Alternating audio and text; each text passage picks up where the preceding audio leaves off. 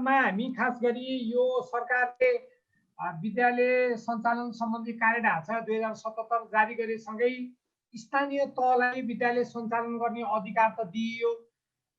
स्थानीय तहले विद्यालय सञ्चालन गर्ने अधिकार त पाए लामो समयको अन्वेषणपछि। तर खास गरी विद्यालयमा स्कुल खोल्ने अवस्था कस्तो छ, विद्यालयमा विद्यालय खोल्न सक्ने अवस्था छ कि छैन, एउटा कुरा। अर्को चाहिँ के भने जस्तो विद्यालय खोल्ने भन्ने हामीले नीतिगत निर्णयहरू त गर्यौँ, अधिकारहरू त प्रत्यायोजन गर्यौँ, तर विद्यालय खोल्दा चाहिँ कस्तो खालको सहज अथवा असहज कस्तो खालको अवस्थाहरू हामीले फेस गरिरहेछौँ भन्ने हिसाबमा नै आजको छलफल हामी केन्द्रित गर्दैछौँ। म यहाँहरू सबैलाई हार्दिक स्वागत गर्दछु। हाम्रो प्रोग्राम फेसबुकबाट पनि लाइभ भइरहेछ, हामी यसलाई हाम्रो युट्युब च्यानलबाट पनि हामी राख्नेछौँ। म आजको कार्यक्रममा विशेष अमूल्य समय दिएर हामीलाई साथ दिनुभएको प्राध्यापक डाक्टर वासुदेव काफ्ले सरलाई वेलकम गर्दछु। वासु सर, त्यसै गरी म ऋतु सरलाई स्वागत गर्दछु, एनपिएफ सङ्घका अध्यक्षज्यू हुनुहुन्छ। त्यसै गरी हामीसँग टङ्ग भुजेल हुनुहुन्छ, प्रधानाध्यापक ग्रामीण जनता मावि धौलाको सर हुनुहुन्छ।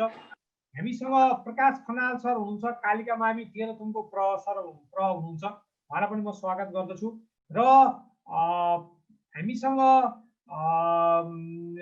जीवन ज्योति मावि सोलुखुम्बुको हुनुहुन्छ, म उहाँलाई पनि स्वागत गर्दछु। हामीसँग विभिन्न जिल्लाका प्रहरीज्यूहरू हुनुहुन्छ, म उहाँहरूलाई हार्दिक स्वागत गर्दछु। र म आजको कार्यक्रमको औपचारिक चेयरका लागि हाम्रो शिक्षा पत्रकार समाजका अध्यक्ष प्रकाश सिलवालजीलाई म अनुरोध गर्दछु। प्रकाशजी, अब यसपछि आजको विषयवस्तुमा प्रवेशसँगै स्वागत गरिदिनु हुनका लागि चाहिँ म शिक्षा अभियन्ता विके श्रेष्ठ सरलाई अनुरोध गर्दछु। विके सर। हस् शशकान्तजी, वास्तवमा अब यो कोभिडले हामीलाई अलिकति अक्रान्त नै बनाएको छ। अब त कस्तो भइयो भन्दाखेरि तपाईँको चाहिँ फिजिकल्ली भन्दा पनि बढी मेन्टल प्रेसरहरू हामीमा पनि पर्यो। अब यही समस्या हामीहरूमा हुँदाखेरि हाम्रा चाहिँ 90 लाख बालबालिकाहरू जो चाहिँ यसबाट प्रभावित भएका छन्, अब ती बालबालिकाहरूको भविष्यको कुरा, भोलिको कुरा पनि हामीले सोच्नुपर्ने अवस्था र यो अक्रान्त अवस्थामा अभिभावकहरू पनि त्यत्तिकै उहाँहरूमा पनि त्यत्तिकै प्रेसर भइरहेको अवस्था। भनौँ भने तपाईँको चाहिँ मनोसामाजिक समस्याहरू पनि देखिराखेको अवस्था छ। प्रविधिबाट पनि पढाइहरू भएको देखिन्छ। प्रविधिबाट देखिएका पढाइहरू त भइरहेका छन्, तर सिकाइ भएको चाहिँ देखिँदैन। अब हाम्रो पढाइ हुँदाखेरिको अवस्था जुन छ त्यसलाई नै चित्त बुझाएर बस्ने हो भने त हामी प्रविधिबाट नै कन्टिन्यू गर्दा पनि हुन्छ। तर हाम्रो रियालिटीमा भन्ने हो भने प्रविधिबाटको सिकाइ जसरी फेस टु फेस बसेर हामीले चाहिँ सिकाइ गर्न सक्छौँ, अन्तर्क्रियात्मक किसिमका सिकाइहरू जुन किसिमको चाहिँ हामीले एउटा चाहिँ सँगै बसेर बालबालिकाहरूको बिचमा घुलमिल हुने, बालबालिका शिक्षकहरूको बिचमा एकदम निकट भएर सिक्नु भनेको चाहिँ त्यो प्रविधि जतिकै राम्रो प्रविधि भए पनि त्यो दिँदैन। अहिलेको जुन चाहिँ यो अवस्था हेर्दाखेरि अब चाहिँ कतिपय साना चाहिँ रिसर्च, साना सर्वेहरू पनि भएका छन्। तपाईको चाहिँ 50% भन्दा तलका बालबालिकाहरूले मात्रै यो चाहिँ विभिन्न माध्यमहरू, रेडियो, टेलिभिजन र चाहिँ पोर्टलहरू जुन चाहिँ गभर्नमेन्टले तयार गरेका पोर्टलहरू र कति चाहिँ मोबाइलबाट, कम्प्युटरबाट सिकिरहेको अवस्थाहरू देखिन्छ। अब यही किसिमबाट जाँदाखेरि हामीले पहिलादेखि भनेका छौँ यो हुने र हुनेहरूको र हुँदा खानेहरूको बिचमा अझ बढी ग्याप हुँदै जाने अवस्था पनि भएको हुँदाखेरि अब हामीले जसरी भए पनि तपाईको चाहिँ सुरक्षित भएर फेस टु फेस पढ्नुपर्ने अवस्था छ। अब तपाईको चाहिँ प्रविधिको कुरा गर्दाखेरि अहिले धेरै जसो यो प्रविधिले गर्दाखेरि बच्चाहरूमा विभिन्न स्वास्थ्यको समस्याहरू पनि देखिरहेको अवस्थाहरू छ। त्यसले गर्दाखेरि हामीले अब सुरक्षित भएर फेस टु फेस गर्नको लागि त्यो सिचुएसन चाहिँ हामी कहाँ छ कि छैन त? सबै विद्यालयमा चाहिँ त्यो सिचुएसन छ कि छैन? उहाँहरूको चाहिँ यो जुन स्वास्थ्यको प्रोटोकल त्यो अपनाउन सक्ने साधनहरू कतिको छ? त्यसको लागि लोकल गभर्नमेन्ट या स्थानीय सरकारबाट सहयोग भएको छ? कस्तो किसिमको संयोजन भइरहेको अवस्था छ? त्यो त्यत्तिकै महत्त्वपूर्ण छ। त्यसमा पनि तपाईको चाहिँ अभिभावकहरू कतिको चाहिँ रेडी हुनुहुन्छ आफ्नो बालबालिकाहरूलाई विद्यालय पठाउन? विद्यालय बालबालिकाहरू नै कतिको रेडी छन् भन्ने कुरा पनि त्यत्तिकै महत्त्वपूर्ण हुन्छ। त्यसै गरेर शिक्षकहरू, अब शिक्षकहरू चाहिँ विशेष गरेर यसमा केन्द्रबिन्दुमै हुनुहुन्छ। उहाँहरू कतिको तयार हुनुहुन्छ त्यसको लागि? हामीले गर्न सकिने त्यसको प्लानिङ योजना कस्तो भइरहेको छ? छलफल यो जुन चाहिँ तपाईको कार्यविधि आइसकेपछिको अवस्थामा कतिको योजनाहरू सँगै बसेर कतिको बनाइएको छ? कसरी चाहिँ सञ्चालन भइरहेको अवस्था छ? किनभने हिजो पनि यो जुन चाहिँ तपाईको सरकारले जुन चाहिँ कार्यविधिहरू बेला बेलामा चाहिँ निकालिरहेको अवस्था विद्यालयहरू सञ्चालन गर्नको लागि, त्यति बेलामा पनि तपाईको चाहिँ कतिपय ठाउँमा त्यति बेला गर्न हुँदैन भनेको अवस्थामा पनि कतिपय विद्यालयहरूले भित्री रूपबाट विद्यालयहरू सञ्चालन गरेको पनि अवस्था थियो। अब अहिलेको अवस्था के छ? हामीले वास्तवमा त्यसमा अलिकति छलफल गरेर कुन क्षेत्रबाट कसरी सघाउन सकिन्छ यो चाहिँ बालबालिकाहरूको भविष्यलाई कन्टिन्यू निरन्तर सिकाइको लागि चाहिँ के गर्न सकिन्छ, कसरी जानुपर्छ भन्ने छलफल पनि गरौँ भन्ने चाहिँ यस आजको विशेष उद्देश्य। यसमा चाहिँ जुन हेड सरहरू आउनु भएको छ, वासुदेव सरले टाइम दिन सक्नु भएको छ, उहाँको चाहिँ विचारहरू वास्तवमा हामी यो चाहिँ विद्यालय बालबालिकाहरूसँग जुन चाहिँ सिधै काम गर्ने सङ्घ संस्थाहरूदेखि लिएर हरेक को सवाल भएको हुँदाखेरि आजको चाहिँ विषयवस्तुमा सबैलाई फेरि हामी यो चाहिँ शिक्षा पत्रकार समाज र ज्ञान सिकाइ केन्द्रको तर्फबाट फेरि पनि मैले यहाँहरूलाई स्वागत गर्न चाहे भन्दै मेरो चाहिँ भनाइलाई सम्पन्न गरेँ। Thank you. हस्, धन्यवाद बिके सर। आफ्नो अमूल्य विचारका लागि म हार्दिक आभार व्यक्त गर्दछु। र म आजको पहिलो वक्ताका रूपमा म टङ्क भुजेल सरलाई वेलकम गरेँ। सर, ग्रामीण जनता मावि धनकुटाको प्रभाव हुनुहुन्छ, स्कुलमा अहिले अवस्था कस्तो छ सर? हजुर, नमस्कार सर। म टङ्क भुजेल ग्रामीण जनता मावि नाम्जे भेडेटारबाट म यहाँ जोडिएको छु सर। जब चैत्रदेखि लकडाउन सुरु भयो, चैत वैशाख जेठ असार 15सम्म हामी चुपचापै बस्यौँ। असार 15 पछाडि चाहिँ अब आर्थिक वर्षको जब अन्त्य हुन लागिसकेपछि नयाँ आर्थिक वर्षमा चाहिँ केही योजना लिएर जानुपर्छ भनेर हामीले विद्यालय व्यवस्थापन समिति, सरकारवाला अभिभावकज्यूहरू, शिक्षक स्टाफ बीचको मिटिङ बसेर हामीले एक खालको योजना बनाएका थियौँ र दूरी कायम गरेर 3 सिटमा मैले शिक्षक साथीहरूलाई विद्यालयमा के अरे सरसल्लाहको लागि, परामर्शको लागि बोलाएको थिएँ। अनि का शिक्षक साथीहरूको सहयोगमा हामीले एक खालको वार्षिक योजना बनायौँ। त्यो कस्तो भने अब हामीले विद्यालयलाई प्रत्यक्ष विद्यार्थी बोलाउन सक्दैनौँ र हाम्रो एरिया चाहिँ एउटा रिमोट एरिया पनि भएको कारणले गर्दाखेरि यो अनलाइन सिस्टम प्रभावकारी हुँदैन भन्ने हामीलाई लागेको कारणले हामीले लगभग पाठ्यक्रम समेट्ने गरी सम्पूर्ण कक्षाको सम्पूर्ण विषयको क्वेसन मोडालिटी तयार गर्यौँ पाठ्यक्रम समेट्ने गरी। र श्रावण लागेपछि लगत्तै हामीले विद्यार्थीको के अरे पहुँचमा पुग्ने गरी एक गरेर विद्यार्थीहरूलाई बोलाएर हामीले क्वेसनहरू उपलब्ध गरायौँ।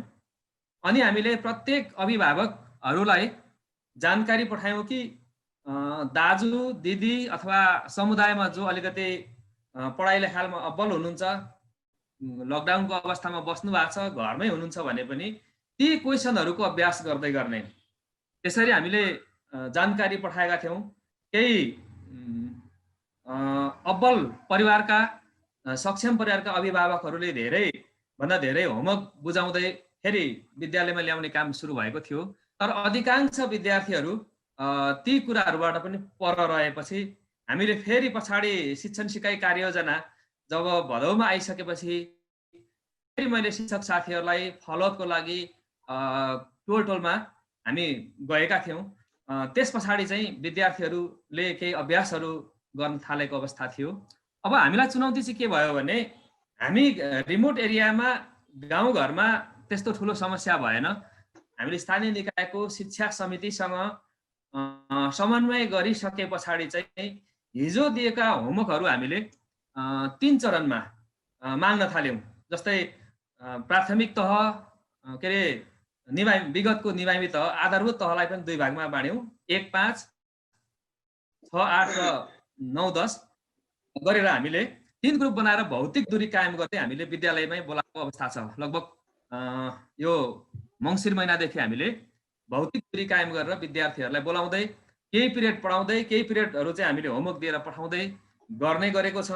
अब चुनौती त थुप्रै छन्। जस्तै अब केही सरहरू बाहिरबाट आउनुहुन्छ। रिमोट एरियामा अहिले त्यति ठुलो असर कोभिडको देखिँदैन र स्थानीय निकायमा टोलमा अभिभावकहरू स्थानीय ठाउँमै भएका सरहरूसँग ढुक्क हुनुहुन्छ र हाम्रो टिम एउटा स्पिरिट के छ भने विद्यालयप्रतिको लगाव र झुकाव हामीमा एकता छ। अब केही साथीहरू टाढाबाट आउनुहुन्छ, आएको 2 दिन 3 दिनसम्म चाहिँ अब अलिकति विद्यार्थीहरूसँग घुलमिल हुन, विद्यार्थीसँग डाइरेक्ट प्रत्यक्ष भेटघाट गर्न अभिभावकले पनि अप्ठ्यारो मानिरहनु भएको छ र हामीले पनि अप्ठ्यारो मानेका छौँ। अब यसमा चाहिँ हामीले स्थानीय निकायको मिटिङमा हामीलाई पनि बोलाइएको हुनाले हामीले पर्याप्त मास्कहरूको माग गरेका छौँ, उपलब्ध छ। अरू थप सेनिटाइजरहरूको पनि हामीले माग गरिरहेका छौँ। विद्यालयले पनि हामीले सकेसम्मको सेवा प्रदान गर्ने कोसिस गरिरहेका छौँ। तर अब एकैपटक विद्यार्थीको उपस्थिति हाम्रो 50% मात्रै छ। हामीले जोर बिजोर गरेर बोलाइरहेछौँ, त्यसमा पनि 50% चाहिँ उपस्थित छैन। शैक्षिक उपलब्धि पुरा गर्ने भन्ने कुरामा चाहिँ चुनौतीपूर्ण छ भने अब हामीले गर्दा पनि चुनौतीपूर्ण, साथीहरू बसेर तलब खाए भन्ने खालको आरोप प्रत्यारोपहरू पनि आउँछ। चलाउँदा पनि चुन्छ। यीहरूको बिचमा पनि हामी शिक्षकहरूले किन के गर्नुपर्ने त्यो बाध्यताको परिधिभित्र रहेर हामीले अनेक किसिमको उपायहरू अपनाएर कार्यक्रम अगाडि बढाएको छ। धन्यवाद सर, एकदम धन्यवाद टङ्का सरलाई। म यसपछि अब हाम्रो जितेन्द्र ओली सरलाई वेलकम गर्न चाहन्छु। उहाँ शारदा मावि सुर्खेतको प्र हुनुहुन्छ। जितेन्द्र सर, खास गरी अहिले स्कुलको अवस्था कस्तो छ? यो विद्यालय खोल्न सुरु गरियो कि गरिएन? कस्तो खालको अवस्था छ सर अहिले विद्यालयमा? सबै सरहरूलाई नमस्कार, ग्लोबल एक्सनको टिमलाई पनि नमस्कार छ। म जितेन्द्र राज ओली, शारदा मावि छिन्चु सुर्खेतको प्रधानाध्यापक हो र यस बिचमा मैले चाहिँ अब विद्यालय गतिविधि राख्ने क्रममा कोभिड-19 को महामारीको लकडाउनकै समयमा चैत्र 13 गते भेरीगङ्गा नगरपालिका सुर्खेतले विपद व्यवस्थापन समितिको बैठकको निर्णय अनुसार मेरो विद्यालयमा यो क्वारेन्टाइन राख्ने भनेर निर्णय गरियो। अनि त्यसै अनुसार विद्यालय व्यवस्थापन समितिको अध्यक्ष लगायत मलाई पनि आमन्त्रण गरिएको थियो। अब महामारीको बेलामा राज्यले अब राज्यकै सम्पत्ति भएको हुनाले प्रयोग गर्न पाउने भन्ने कुरा भयो र विद्यालयमा क्वारेन्टाइन स्थापना भयो। अनि चैत्र 14 गते 15 गतेदेखि मानिसहरू चाहिँ आएर क्वारेन्टाइनमा बस्न थाल्नुभयो। अनि त्यहाँदेखि हामी बिस्तारै बिस्तारै विद्यालयमा चाहिँ चैत्रको महिनामा हामी कति पनि विद्यालयमा जान सकेनौँ।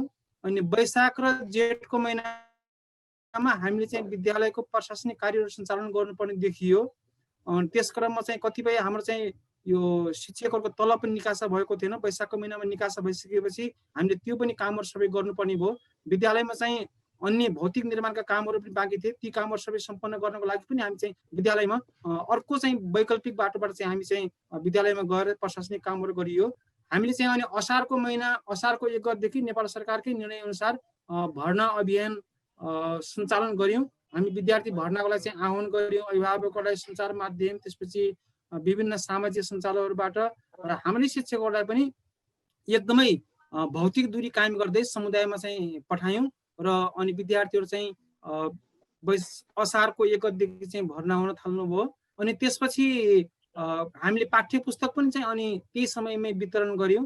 हामीले स्थानीय चाहिँ सामुदायिक वनको त्यो भवनलाई समेत त्यस बेलामा चाहिँ पाठ्य पुस्तक वितरणको केन्द्र बनाएका थियौँ। अनि साथ हामी चाहिँ अनि साउन भाद्र महिनामा हामीले चाहिँ केही हाम्रो चाहिँ प्राविधिक विषयको, जस्तै सिटिभिटी अन्तर्गतमा मेरो विद्यालयमा यो डिप्लोमा पशु विज्ञान र प्री डिप्लोमा कृषि विज्ञान चलिरहेको छ, बाली विज्ञान। अनि त्यसको पठन पाठनलाई हामीले अनलाइन मार्फत चाहिँ सञ्चालन।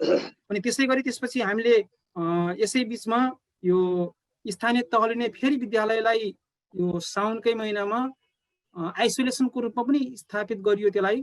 र स्थापित गर्ने क्रममै त्यसपछि हामी फेरि जोखिममा परेको अवस्था देखियो र हामी त्यसपछि 15 दिनसम्म चाहिँ हामी विद्यालयमा जान सकेनौँ। फेरि त्यसपछि अनि स्थानीय नगरपालिकासँगै समन्वय गरेर हामीले त्यसपछि अनि बिस्तारै बिरामीहरू पनि घट्दै गएपछि विद्यालयमा नियमित जान थाल्यौँ। र अनि हामी भदौको महिनादेखि शिक्षकहरू सबैलाई चाहिँ अनिवार्य रूपले विद्यालयमा आउन र अनि त्यसपछि शिक्षण सिकाइको योजनाहरू निर्माण गर्न, त्यसपछि कक्षा कोठाहरूलाई चाहिँ अब सेनिटाइजेसन गर्नका लागि चाहिँ नगरपालिकासँग अनुरोध गर्यौँ। सेनिटाइजेसन भइसकेपछि हामीले कक्षा कोठाहरू पूर्ण रूपले बन्द गर्यौँ। र तत्पश्चात हामीले फेरि चाहिँ अनि भदौको महिना र असोजको महिनामा नगर शिक्षा समितिको बैठक बस्यो। अनि परव बैठक पनि हामीले जुम बैठकबाट अनि प्रत्यक्ष रूपले चाहिँ सामाजिक दूरी राखेर पनि बैठक राखिएको थियो। अनि त्यसपछि विद्यालय व्यवस्थापन समितिको पनि बैठक राखियो। अनि शिक्षक कर्मचारीको बैठकको सबैको निर्णय अनुसार हामीले असोजको 11 गतेदेखि नियमित रूपले जोर बिजोर प्रणाली अनुसार हामीले 5वटा विषयहरूमा अङ्ग्रेजी, नेपाली, गणित, विज्ञान, सामाजिक 5वटा विषयहरूको चाहिँ शिक्षण सिकाइ क्रियाकलाप सञ्चालन गर्यौं 30 मिनेटको दरले।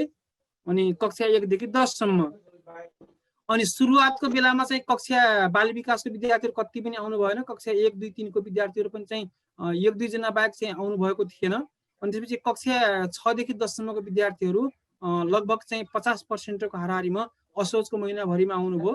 अनि त्यसै बिचमा हामीले फेरि कार्तिकको 17 गतेदेखि कक्षा 11 को परीक्षा सञ्चालन गर्यौं। र त्यस बिचमा पनि हामीले चाहिँ आधा घण्टाकै दरले कक्षा सञ्चालन गरेका थियौं प्रत्यक्ष रूपले नै। अनि त्यसपछि त्यो बिचमा चाहिँ केही शिक्षकहरू, केही विद्यार्थीहरू चाहिँ अलिकति चाहिँ बिरामी परेको अवस्था देखियो र हामीले चाहिँ त्यो पीसीआर पर्सन पनि केही शिक्षक स्टाफहरुको गराउँदाखेरि नेगेटिभ प्राप्त भयो र त्यसले चाहिँ हामीलाई चाहिँ त्यस्तो जोखिममा नरहेको चाहिँ अवस्था देखियो। र अनि तत्कालै हामीले चाहिँ त्यसपछि कक्षा 11 को परीक्षा सञ्चालन गर्यौं र तिहारको लगत्तै हामीले 3 गतेदेखि विद्यालय फेरि प्रत्यक्ष रूपले सञ्चालन गर्यौं।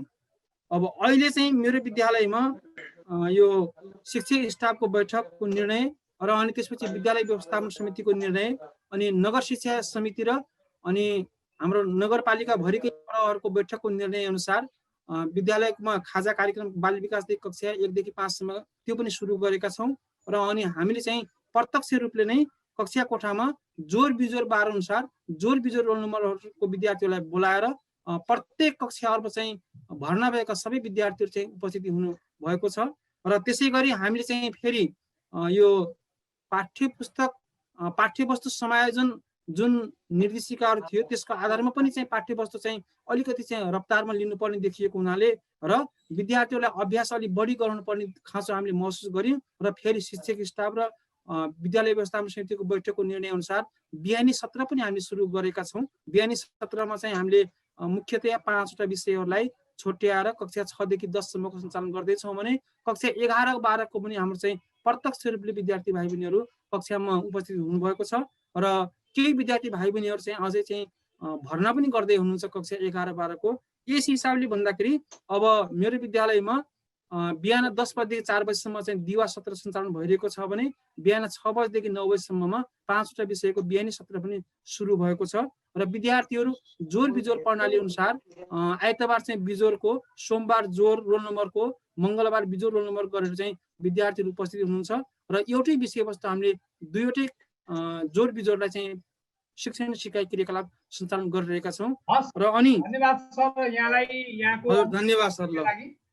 खास हजुर गरी धन्यवाद सरले दिवा खाजा सहितका कार्यक्रमहरू पनि सुरु गरेको र विद्यालयहरूमा जोर बिजोर प्रणाली लागू गरेर मक्सिर 3 गतेदेखि नै भौतिक रूपमै विद्यालयहरू सञ्चालन गर्न सकिएको भन्ने सन्दर्भका अनुभवहरू हामीलाई सुनाउनु भयो। हजुर सर, अनि ग्लोबल एक्सन नेपालले हामीलाई ह्यान्ड वास स्टेसन पनि चाहिँ उपलब्ध गराएको छ र हामीले चाहिँ विद्यार्थीहरूलाई त्यसमा पनि चाहिँ त्यो चाहिँ दिइरहेका छौँ, विद्यार्थीले प्रयोग गरिनु भएको छ त्यो। हस् हस् हस् जितेन्द्र ओली सर धन्यवाद, उहाँ शारदा मावि का प्र हुनुहुन्थ्यो।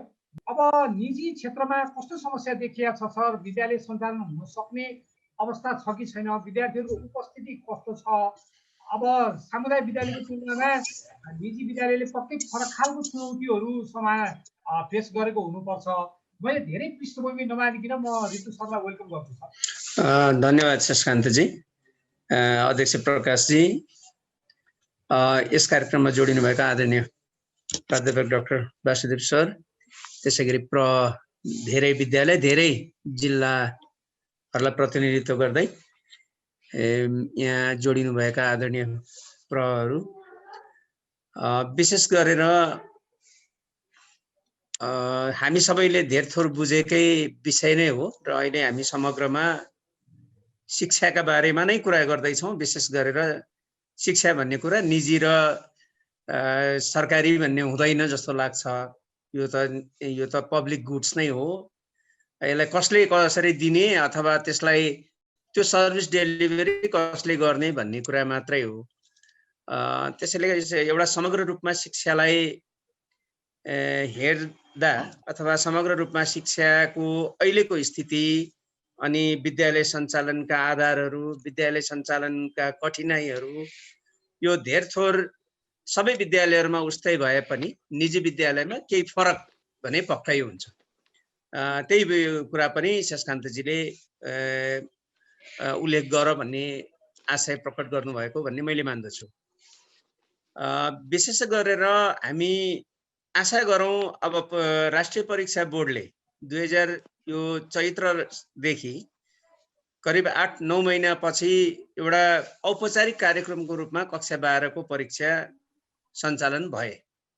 कक्षा 12 को सञ्चालन भइसकेपछि होपफुल्ली त्यो परीक्षा राष्ट्रिय परीक्षा बोर्डले त्यसलाई एकदमै मिहिन ढङ्गले हेरिरहेको भन्ने हामीलाई लागेको छ र परीक्षाको समीक्षा गर्न आवश्यक छ। किनभने 12 कक्षा भनेको 12 वटा कक्षा मध्येको एउटा कक्षा हो नि त। एउटा कक्षा भौतिक रूपमा आउने, उपस्थित भएर पढाइ हुने अथवा परीक्षा सञ्चालन हुने आधार बन्दै गर्दा त्यसको समीक्षा सबैभन्दा पहिला हुन जरुरी छ। त्यो बीचमा संक्रमणको स्थिति के रह्यो अथवा परीक्षार्थीहरूले केही व्यवधान बिहोर्नु पर्यो परेन, परीक्षार्थीहरूले कस्तो स्थितिमा परीक्षा हलमा जाने अथवा आफ्नो विद्यालयमा जाने स्थिति बन्यो, यसले पनि हामीलाई अन्य कक्षा सञ्चालन गर्नका लागि आधार दिन्छ। त्यसकारण पनि त्यो समीक्षात्मक कुराहरू राष्ट्रिय परीक्षा बोर्डले पक्कै ल्याउँछ जस्तो लाग्छ र आधिकारिक निकायले पनि ल्याउला। देशभरि एकै समयमा र देशभरि एउटै किसिमले विद्यालय खुल्ने सम्भावना देखिँदैन, हामी सबैले महसुस गरेको कुरा हो।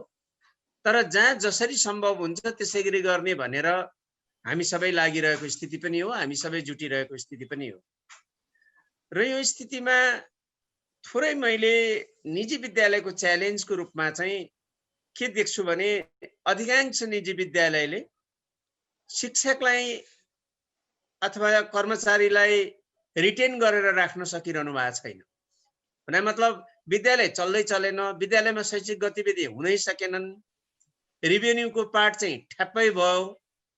अनि पहिलो 1-2 महिना 3 महिना जसोतसो आधा दिने 60% दिने गर्दै गर्दा पनि पछि गएर अधिकांश विद्यालयले हात उठाइदिएको अवस्था छ।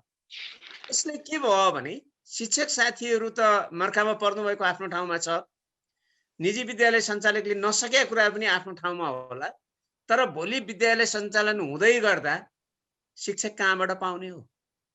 शिक्षक साथीहरू चाहिँ विशेष गरेर अर्बन एरियामा मैले यो ठुलो समस्याको रूपमा देख्छु। ठुला सहरहरूबाट जो शिक्षक साथीहरू गृह जिल्ला जानुभयो अब गृह जिल्लामै जो गर्ने अथवा केही न केही उपायहरू खोजी गरेको पनि हामीले पाउँछौँ। त्यसो हुँदा अब विद्यालय खुल्दै गर्दा निजी विद्यालयमा चाहिँ मैले सबैभन्दा बढी शिक्षक अभाव हुने देख्छु। र शिक्षक अभाव हुनुको प्रमुख कारण भनेको हामी विद्यालय सञ्चालकले, हामी विद्यालय चलाउनेहरूले शिक्षकहरूलाई चाहिँ राख्न नसकेको अथवा शिक्षकहरूलाई एउटा भनौँ न शिक्षकहरूको आवश्यकतालाई बुझ्दिन नसकेको अर्थमा पनि लिएला र त्यसमा फेरि हाम्रो असक्षमताका आफ्ना कुराहरू छँदैछन्, विद्यालय सञ्चालकका आफ्ना विषयहरू होलान्। तर त्यसो हुँदै गर्दा पनि भोलि अल्टिमेटली विद्यालय खुल्दै गर्दा डेलिभरी गर्नुपर्ने त शिक्षक साथीहरूले नै हो। त शिक्षक साथीहरूको एउटा समस्या अथवा शिक्षक साथीहरूको अभावले पनि ठुला सहरहरूमा विद्यालय सञ्चालनमा मैले अवरोध पुग्ने र त्यसलाई फेरि फरक ढङ्गले अब नयाँ रिक्रुट गर्ने कुरा सम्भावना होला। तर के त पहिल्यैदेखि 5 वर्ष 8 वर्ष 10 वर्षदेखि गरिरहनु भएका शिक्षक साथीहरूको त्यो अनुभवलाई हामीले पाउँला त हाम्रा विद्यालयहरूमा? त्यो पाइँदैन। त्यसै कारण पनि त्यो एउटा चुनौतीको रूपमा मैले देख्छु। र यो वैकल्पिक शिक्षण विधिका कुराहरू केही अगाडि बढे पनि हामीले पनि 30 देखि 40% भन्दा बढी निजी विद्यालयमा पढ्ने बालबालिकाहरू अनलाइन शिक्षामा जोडिनु भएको पाएनौँ। हामीले विभिन्न जिल्लाहरूमा एउटा स्याम्पल गर्यौँ, स्याम्पल सर्वे गर्यौँ, कति चाहिँ बालबालिका जोडिनु भएको छ त हाम्रा विद्यालयहरूमा भन्दाखेरि 30 देखि 40% को हाराहारीमा मात्रै जोडिनु भएको छ। अब बाँकी 60% को स्थिति के छ त? बाँकी 60% को सिकाइ उपलब्धिका कुराहरूलाई भोलि कसरी इन्स्योर गरेर हामी अर्को कक्षामा लैजान्छौँ? यो अर्को थप चुनौतीपूर्ण हो। र अहिले पहिला हामीले निजी र सार्वजनिकको कुरा गर्थ्यौँ अथवा त्यसमा भएको डिस्प्यारिटीका कुरा गर्छौँ भने अब त सरकारी विद्यालयको बिचमा डिस्प्यारिटी देखियो, निजीका बिचमा डिस्प्यारिटी देखियो। यो खाडल चाहिँ झन्झन बढ्यो। अब यसलाई न्यारो डाउन गर्ने उपायहरू के हुन्छन् त? राजधानीमै भएका एउटा सरकारी विद्यालय, एउटा सार्वजनिक विद्यालय र अर्को सार्वजनिक विद्यालयमा बालबालिकाले पाएको सुविधाको विशेष गरेर वैकल्पिक शिक्षण विधिका प्रयोग गर्ने सन्दर्भमा सुविधामा आकाश जमिन फरक छ। त्यो स्थितिमा डिस्प्यारिटी त हामी सार्वजनिक शिक्षालय भित्रै पनि डिस्प्यारिटी देखिरहेका छौँ, फरक देखिरहेका छौँ। निजी विद्यालयहरूको पनि त्यही हाल छ, त्यही स्थिति छ। र अर्को एउटा यसैसँग जोडिएको विषयमा थोरै हामीले चनाखो हुन नसक्दा अथवा थोरै हामी सजग हुन नसक्दा हामीले बालबालिकाको दृष्टि स्वास्थ्य र बाल मनोविज्ञानमा चाहिँ अलिकति नजरअन्दाज गरिराखेका छौँ कि? विशेष गरेर दृष्टि स्वास्थ्यका कुराहरू ठुला सहरमा भएका अनलाइन शिक्षाहरूमा बालबालिकालाई कतिको डिजिटल डिभाइससँगको एक्सपोजर दिने हो त्यो भन्ने कुराको कुनै भएन। विद्यालय सञ्चालकले आफ्नो हिसाबले विद्यालय अभिभावकहरूको समन्वयमा, शिक्षक साथीहरूको समन्वयमा बालबालिकालाई 3 पिरियड 4 पिरियड 5 पिरियड एक ठाउँमा त सुन्दै थिएँ हामी त दिनभरि बिहान 9 बजेदेखि 5 बजे 4 बजेसम्म पढाउँछौँ भन्नुहुन्थ्यो।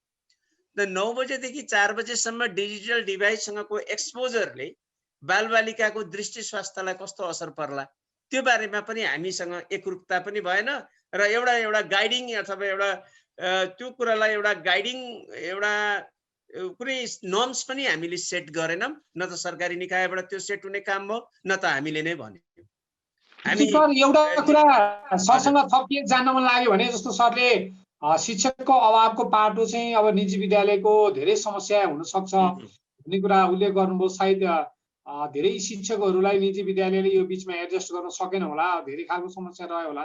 यो विषय चाहिँ अब एउटा ठुलो समस्याको रूपमा देखिन्छ। यद्यपि यसको हल पनि निजीले आफ्नै पाराले गर्नुपर्ने अवस्था छ। यसमा केही कुनै वेबाट सोचिया छ कि सर? त्यसलाई पनि जोड दिनु हुन र सरलाई यसो समराइज गर्न पनि मैले अनुरोध गरेँ। हस् धन्यवाद।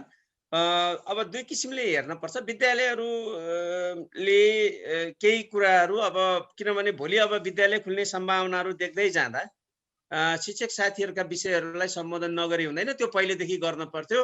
अब छुटेको छ अथवा त्यस्ता विद्यालयहरूमा कतिपय विद्यालयहरूले छोड्नु भएको छ भने फेरि हाम्रा शिक्षक साथीहरूलाई, पुराना शिक्षक साथीहरूलाई, किनभने त्यसै त बालबालिकाहरू बाहिर हुनुहुन्छ, अब फेरि बालबालिकाहरू विद्यालय प्रवेश गर्दै गर्दा फेरि सबै नयाँ सेटअपमा चाहिँ पढ्ने भन्ने कुरा अथवा सिक्ने भन्ने कुरा असहज बालबालिकाको लागि पनि हुन्छ। त्यसकारण बालबालिका फेरि ब्याक टु स्कुल हुँदै गर्दा पुरानो अनुहारहरू देख्न पर्यो नि। पुराना शिक्षकहरू देख्न पर्यो, किनभने एक किसिमको ऱ्यापो बनिसकेका हुन्छ। त्यसले गर्दा पुराना शिक्षकहरू अथवा विद्यालयमा काम गरिरहेका शिक्षकहरूलाई फेरि ल्याउनु पर्ने, यदि छुट्नु भएको छ भने ल्याउनु पर्ने एउटा छ। त्यसका लागि विद्यालयले आफूले जो गर्नुपर्ने कुरा अथवा सरकारबाट केही पाउन सकिने, अब पाउन सकिने भन्दा हामीले त ऋण सहयोगसम्म चाहिँ मागे हौँ र यो अहिले भर्खरै आएको मौद्रिक नीतिले केही बोल्न खोजे जस्तो हामीलाई आभास भएको छ। त्यसले पनि थोरै सहज होला। त्यसैले पनि हामीले चाहिँ अब यो अहिलेको विषयमा अब विद्यालय खुल्दै गर्दाखेरि पनि दुईटा कुरा चाहिँ हामीले ख्याल गर्न पर्छ होला। एकैपटक हामीले दिनभरि राख्न सम्भव नहोला। सिफ्टमा पढाउने आदरणीय प्रोफेसरहरूले पनि धेरै कुरा राख्नुभयो। सिफ्टमा पढाउने कुरा गर्दा फेरि सिकाइ उपलब्धिका कुराहरूलाई हामीले मिट गर्न नसकौँला। त्यो स्थितिमा केही कुरा भौतिक रूपमा उपस्थित गराएर केही कुरा चाहिँ वैकल्पिक विधिबाट जोड्दाखेरि हाइब्रिड मोडलमा हाम्रा पढाइहरूलाई अगाडि लैजान पर्छ होला। त्यसैले पनि सबैभन्दा पहिला चाहिँ हामीले के गर्नु पर्यो भने बालबालिकाको अवस्थाको पहिचान गरेर बालबालिका विद्यालय फेरि ब्याक टु स्कुल हुँदाखेरि सामान्य ढङ्गले पहिलाकै जस्तो रूपमा आउन सक्ने वातावरण बनाउनको लागि हामी सबैको पहल आवश्यक छ। त्यो गर्नु पनि पर्छ। शशकान्तजी धन्यवाद। हस्, धन्यवाद ऋतु सर, यहाँलाई म आभार व्यक्त गर्न चाहन्छु। अब यसपछि म प्रभुराम बस्नेत सरलाई वेलकम गर्न चाहन्छु। उहाँ जीवन ज्योति मावि सोलुको प्रोफेसर हुनुहुन्छ। प्रभु सर। सर धन्यवाद सर। समग्रमा सोलुखुम्बु जिल्लामा वैशाख र जेठ महिनामा गर्ने अनि रेडियो प्रोग्राम टेलिभिजनबाट प्रोग्रामबाट प्रसार कक्षाहरूको बारेमा अभिभावकलाई सूचना दिने र प्रसार गर्ने काम गरियो।